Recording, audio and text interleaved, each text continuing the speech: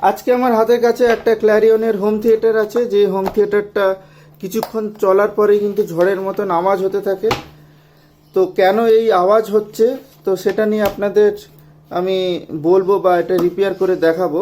তো ফার্স্টে আপনাদের দেখাই যে কেমন আওয়াজটা কেমন হয়। এবার অন করছি।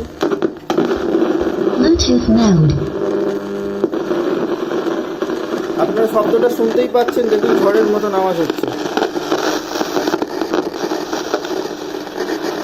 আর এখানে কিন্তু গান চালালেও কিন্তু চলছে।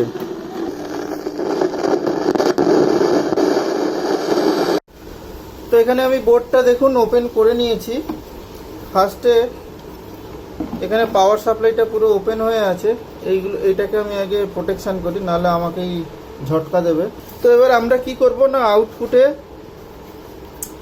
আউটপুটে আমি দুটো স্পিকার কানেক্ট করে নেব, কারণ কোন চ্যানেলে আমার আওয়াজটা হচ্ছে সেটাকে আমাকে খুঁজতে হবে। আউটপুটে আমি স্পিকার দুটো কানেক্ট করে দিচ্ছি। এই স্পিকার আর এই স্পিকার। এরপর আমি পাওয়ার অন করি। Bluetooth mode.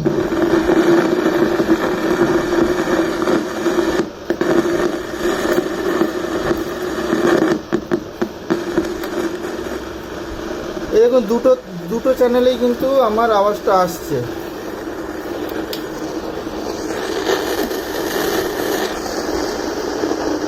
দুটো চ্যানেলেই কিন্তু আওয়াজ আসছে। তো আমার দুটো চ্যানেলের আইসি কোনটা আমি আগে দেখে নিই। এটা ম্যাক্সিমাম হচ্ছে আইসি থেকেই আসে এই আওয়াজটা। যদি লুজ কন্ট্যাক্ট থাকতো তাহলে হতো না এইভাবে।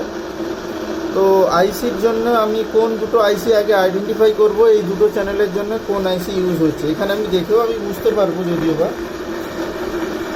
এই দেখুন,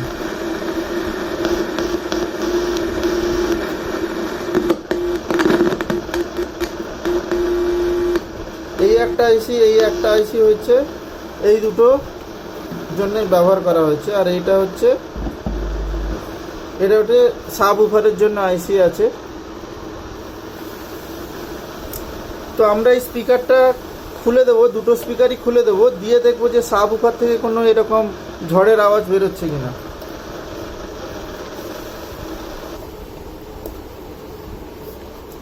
দেখুন, ওটা সাব উফার থেকে কিন্তু কোনো আওয়াজ বেরোচ্ছে না। এখানেও দেখুন, অনেক সময় এই আইসিগুলো ড্রাই শোল্ডারের জন্য কিন্তু হতে পারে। তো ফার্স্টে আমরা এটাকে শোল্ডারিং করব ঠিকঠাক করে, দিয়ে আমরা দেখব যে সাউন্ডটা আসছে কিনা। যদি সেম সাউন্ডই আসতে থাকে তাহলে আমরা কি করব না, এটার আইসিগুলো চেঞ্জ করে দেবো।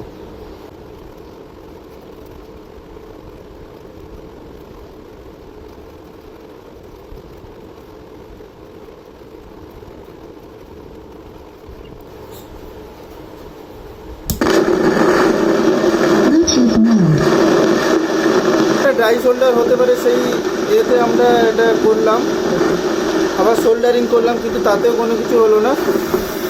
তো এক্ষেত্রে আমরা আইসিগুলো সব চেঞ্জ করে দেবো। এই বোর্ড থেকে সমস্ত কানেক্টারগুলো আমি খুলে নেব।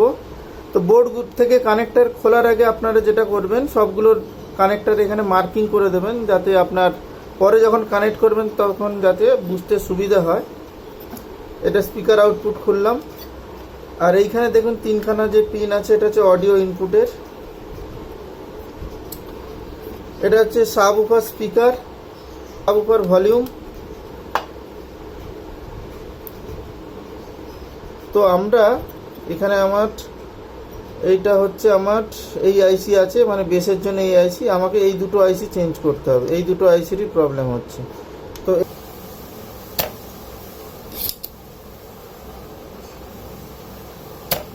এখানে আমি ডিসোল্ডারিং করে নিয়েছি।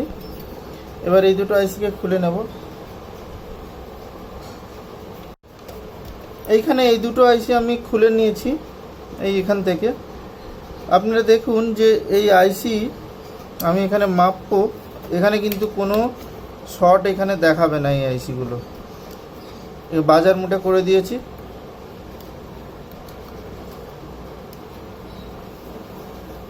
পজিটিভটা আমি এই বডিতে ধরবো,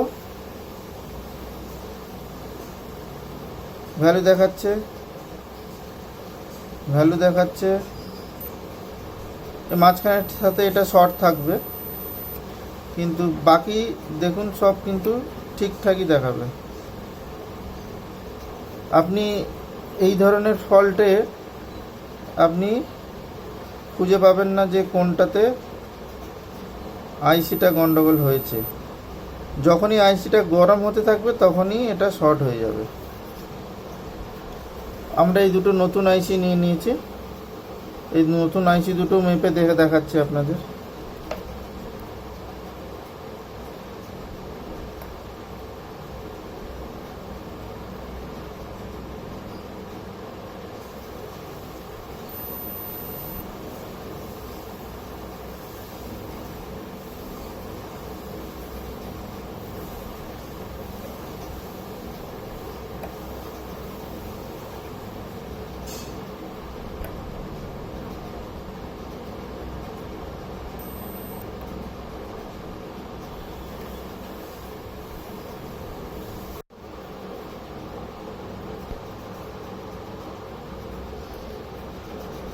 এই হিটসিং পেস্ট লাগাতে কোনো সময় কিন্তু ভুলবেন না।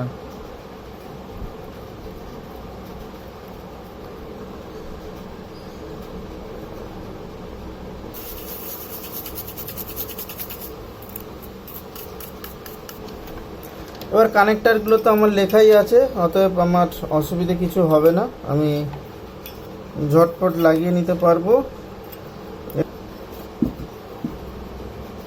এবার আমি অন করে দেখব যে আমার জিনিসটার ঠিক হয়েছে কিনা।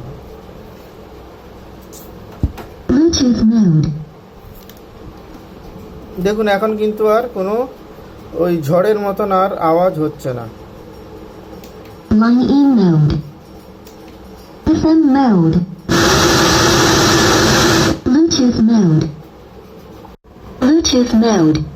দেখুন এখান থেকে কিন্তু আগের মতন কোনো ঝড়ের আওয়াজ বা কোনো কিছু আসছে না, আর এটা খুব একদম ঠিকঠাকই চলছে। এটা আপনাদের সাউন্ড আমি শোনাতে পারছি না কপিরাইট ইস্যুর জন্যে।